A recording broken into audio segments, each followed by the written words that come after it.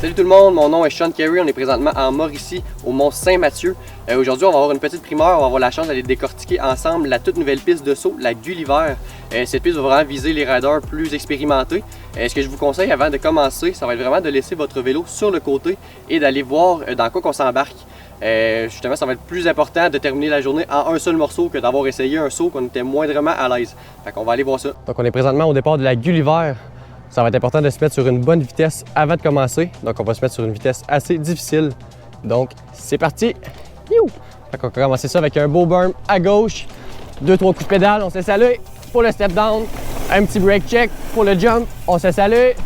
On va commencer ça avec un step down. Vous allez voir, on va générer quand même beaucoup de vitesse. Ça va être important de faire un petit brake check juste avant de se lancer pour le premier saut. Ça va être quand même facile d'overshooter. Donc on va faire un petit brake check juste pour s'assurer qu'on a une bonne vitesse. Ensuite, on va s'enligner pour un premier virage vers la gauche. Ayez pas peur de lâcher les freins, ça va rentrer vite, mais il y a un très bon appui tout au long du virage pour ensuite être capable de s'enligner pour le shark fin. Un beau berm, on se laisse aller encore pour le shark fin. Woo! On va arrêter ici au shark fin. Le shark fin va avoir une particularité, il va être un petit peu incliné. Donc ça va être important de garder cette vitesse. Oh!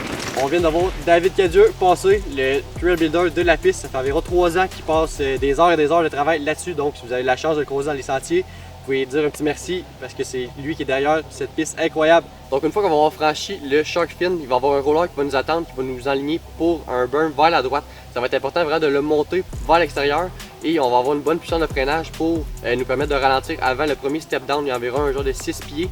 Aussi, qu'est-ce qu'on va faire? On va aller pousser la roue d'en avant pour l'enligner dans le landing parce que le landing est quand même très court. Ensuite, on va avoir un autre step down d'environ à peu près 17 pieds. Ça va être important de garder sa vitesse, de lâcher les freins. Ensuite, il va y avoir 2 autres sauts qui vont nous attendre d'environ le même gabarit, sauf que l'angle du kicker va être vraiment plus prononcé. Donc on va mouler ici, on en prend large.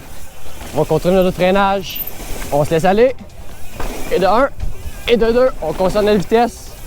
Premier saut, deuxième saut, environ 17 pieds. On arrive à la slab. On va prendre notre temps, on va aller voir ça ensemble. Donc une fois qu'on a franchi les 2 derniers sauts, il va y avoir une belle slab qui va nous attendre. Ça va être important avant de s'engager dans celle-ci de ralentir. On va prendre le temps de bien se positionner. Ensuite de ça, on va lâcher les freins. Il va y avoir un premier saut qui va nous attendre. Il va être quand même très rapproché de la slab qu'on vient de descendre. Donc on se laisse aller environ un 6 pieds. Ensuite, il va y avoir un deuxième saut d'environ de dimensions similaires. On va ralentir, il n'y a rien qui presse, on prend notre temps. À partir d'ici, on lâche les freins, on se laisse aller. C'est parti! Un premier jump, deuxième jump. Donc pour le prochain saut, on va parler d'une distance à parcourir d'environ 13 pieds. L'angle d'attaque va être vraiment plus prononcé, ce qui va nous propulser dans les airs. Ensuite de ça, on va avoir un beau virage vers la gauche qui va nous aider à passer le prochain obstacle, le shark fin ici. Ensuite, on va rouvrir les freins, on va se laisser aller pour être capable de franchir l'autre obstacle, le step-up.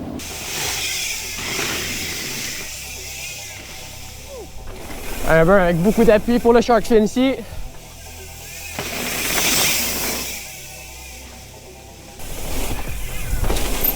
Avec un beau petit champ de roche pour terminer ça. C'est ce qui conclut la Gulliver. Alors c'est ce qui conclut la vidéo d'aujourd'hui. Un gros merci au Mont SM qui a encore une fois réussi à repousser la limite des sentiers. Et une mention spéciale à David Cadieux pour ce superbe challenge, la Gulliver. Alors si vous avez aimé la vidéo, vous pouvez laisser un petit pouce bleu et vous abonner. Alors on se croise dans les sentiers. À bientôt.